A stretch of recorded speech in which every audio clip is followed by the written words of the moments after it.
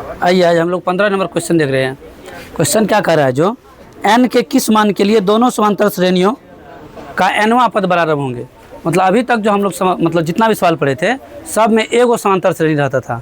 जैसे उदाहरण के लिए कोई भी एगो मान दिया रहता था, जैसे 3 से शुरू हुआ 3, 5, 7, 9, 11, 13, उसी का या तो nवां पद कहता, अंतिम पद कहता, अगला पद कहता, जो भी कहता, 2 3 चीज़ इसमें निकालना है, ज़्यादा माथापच्ची है नहीं। लेकिन ये पहला क्वेश्चन ऐसा है जिसमें एक एगो क्वेश्चन में 2 एपी दिया है, एगो क्वेश्चन में क्या दिया है, और दोनों का मान भी अलग अलग है। दोनों का मान भी क्या है, यहाँ क्वेश्चन देखिए इंटरेस्टिंग पॉइंट क्या है, ये एपी अलग अलग है, मान अलग अलग है, इसका मतलब सार्वंतर भी अलग अलग है, बीच का अंतर। पहला एपी देखिए, पहला एपी में अंतर कितना देखिए 63, 65, 67, मतलब 2 का अंतर हो गया। और दूसरा देखिए 10, 13, सॉरी 3, 10, 17, मतलब 7 का अंतर हो गया। कितना का, 7 का, मतलब पहले में सिर्फ 2 का अंतर और दूसरा में अलग अलग एपी हो गया। लेकिन इसका एगो ऐसा पद टकराएगा बीच में, इस एपी का भी और इस एपी का भी, जो दोनों बराबर होगा। दोनों क्या होगा, अब वो कौन सा पद टकराएगा, हो सकता है 95 होगा, 105 हो सकता है, 125 हो सकता है, 133 हो सकता है। अच्छा, अभी तो हम दोनों एपी का मान पढ़े हैं, मतलब 63, 65, 67 इसका है और 3, 10, 17 इसका है। दोनों एपी का सिर्फ सवाल पढ़े हैं। इसका भी 87 और इसका भी 87वां पद जो होगा ना, दोनों का बराबर होगा। समझे बात को, मतलब इसका n का मान जो आएगा, किसका मान आएगा, n का मान जो आएगा, मतलब दोनों का आपस में बराबर होगा। इसको चेक करते हैं किसका कौन सा पद बराबर है। यहाँ दिया है 63, 65, 67, पहला एपी, पहले जो दिया है इसको देखिए लिखते हैं। इस सवाल को करना क्या है, इसको देखिए, गिवन 2 एपी है, चलिए अलग अलग इसको ले लेते हैं। पहला एपी ये दूसरा एपी, पहला एपी है आपका 63, 65, 67, ठीक। दूसरा एपी क्या आपका 10, अच्छा 3 से है, 3, 10 और 17। चलिए अच्छा, ये देखिए एपी जो दिया हुआ है इसमें तो आपको पता चल गया, ये ए का मान है इसमें और ए का मान है इसमें, है ना। चलिए पहले लिख लीजिए ए और डी, यहाँ से निकालिए। करना क्या है आपको, ए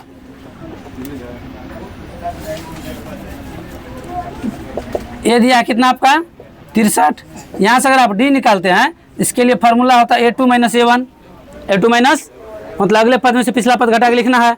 तो क्या करना है आपको, सो देखिए 65 में से 63 घटा के लिखना, घट के क्या आएगा, 2 घट के आ जाएगा। इस साइड जब आते हैं यहाँ देखिएगा, इस एपी में इसका प्रथम पद क्या है और इसका डी जब निकालेंगे तो कैसे निकलेगा, 10 में से 3 क्या होगा, घट जाएगा, 10 में से 3 क्या होगा, घट जाएगा।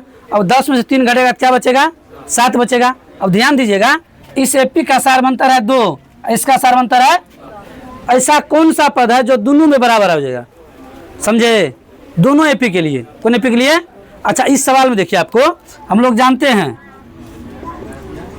वी नो दैट, सेम चीज यहाँ भी लिखिए, वी नो दैट, लिख दिए।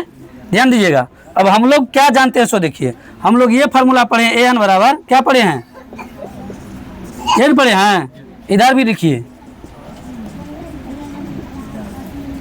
ठीक। हमको करना क्या है, इसी n का मान निकालना है, समझ रहे हैं। यहाँ इस सवाल में स्पष्ट लिखा हुआ भी है, ऊपर में लिख दिया है n के किस मान के लिए, n के किस मान के लिए, मतलब nn निकालना है। देखिए तो और सब सवाल में क्या होता था, ये an दिया हुआ रहता था कई सवाल में, जिसको अंतिम पद कहते थे। लेकिन यहाँ अंतिम पद तो है, ये नहीं है। यहाँ किया क्या, जैसे ये जो दिया गया 67, इसके आगे डॉट डॉट छोड़ दिया है, और यहाँ 17 के आगे डॉट डॉट छोड़ दिया है, नहीं दिया है, नहीं दिया तो जो पता है उसके अनुकूल निकाल रहे हैं। ए का मान पता है, देखिए प्लस ये n तो आपको निकालना है -1, और डी का मान कितना है ना, इस साइड मान बैठाइए। देखिए n बराबर ए का मान कितना है 3 प्लस n - 1 इंटू डी का मान कितना है 7 है, 10, 7, चलिए ठीक है 7। अब देखिए ध्यान दीजिएगा, ये 2 से ये दोनों में गुना कर दीजिए। क्यों, पहले इससे पहले कई क्वेश्चन में ऐसा होता था, इस साइड जो मान रहता था ना, तो इसको भागा में भेज देते थे, करते थे ना। लेकिन यहाँ पर इस साइड तो कुछ है नहीं, तो इसी साइड के बारे में सोचना है। तो इस साइड के बारे में सोचने का मतलब, ये गुना में है तो क्वेश्चन के अंदर आके गुना हो जाएगा दोनों में। किसमें गुना हो जाएगा, दोनों में। कैसे गुना होगा, सो देखिए 63 प्लस इसको 2 को n से गुना करेंगे तो क्या होगा 2n, आई 2 को 1 से गुना करेंगे 2 एक n, लेकिन चिन्ह कौन सी का होगा, माइनस का। अब ध्यान दीजिएगा, ये 63 के पीछे कौन सी का चिन्ह है, प्लस का, और 2 के पीछे कौन सी का चिन्ह है, तो 63 में से 2 घटा लेंगे। 63 में से 2 घटाएंगे कितना होगा 61, यहाँ हो गया 61 प्लस 2n, 61 प्लस। अच्छा, अब इससे आगे सोल्व होने वाला नहीं है अभी, ठीक, क्यों नहीं होने वाला है, इसको मान लेंगे समीकरण 1। आइए इस साइड सोल्व करते हैं।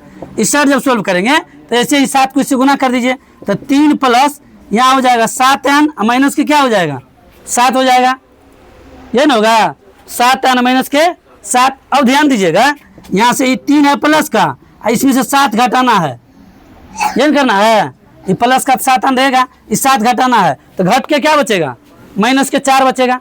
क्या बचेगा, माइनस के 4 बचेगा। यहाँ हो गया माइनस के 4 और प्लस के 7n, यही हुआ यहाँ।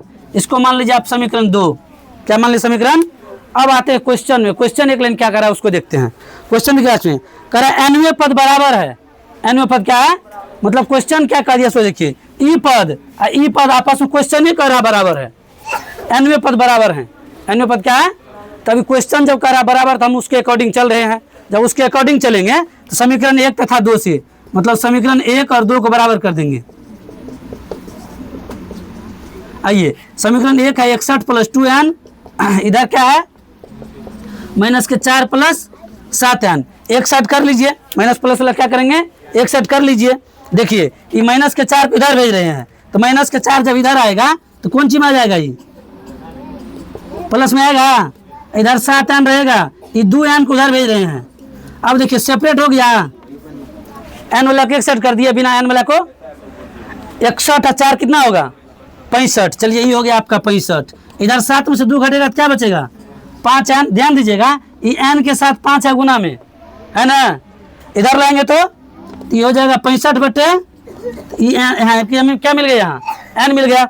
अब ध्यान दीजिएगा इसको जब काटेंगे तो 13 पंच, तो n का मान कितना आ जाएगा, कह रहा था कि nवें पद बराबर है, nवें पद बराबर का मतलब ये जो एपी दिया गया है, इस एपी का 13वां पद और इस एपी का 13वां पद आपस में बराबर होगा।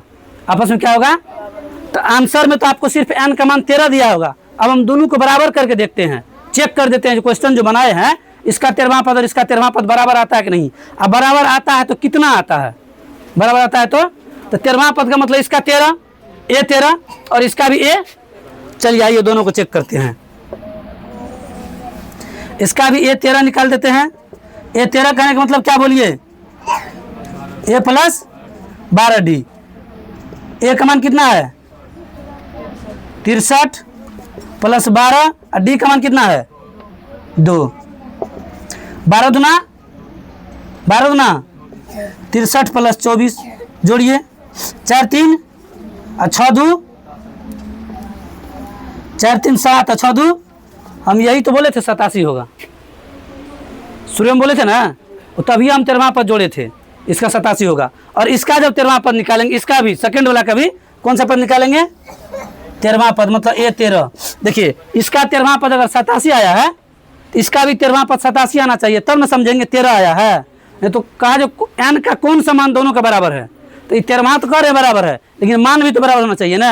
ये 87 आया तो ये भी क्या होना चाहिए a 13, इसका भी निकाल रहे थे। a प्लस क्या हो जाएगा 12d, a का मान कितना है प्लस 12 और d का मान कितना है 12 को 7 से गुना कीजिए, 12 से 84 में 3 जोड़िए, यहाँ भी 87 यहाँ भी 87, दोनों बराबर आ गया।